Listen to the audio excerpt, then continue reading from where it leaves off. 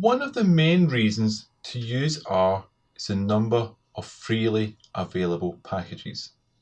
From around 80 or so in 2005, we're now approaching 15,000. At times it seems it's a package for everything.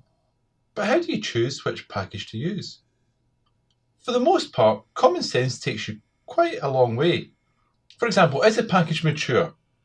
How old is the package? Is the package being actively developed? Or was the last change a decade or so ago? What's the documentation like? Are there any vignettes? Does anyone else you know use the package? Also, where will you be using the package? If I'm messing about in a toy project, then my criteria is much less than a mission-critical, shiny application. Something that people often forget about are CRAN task views. These are human-curated lists of packages. Obviously, there are no guarantees, but if you find yourself starting with a new topic, it's worth having a quick look.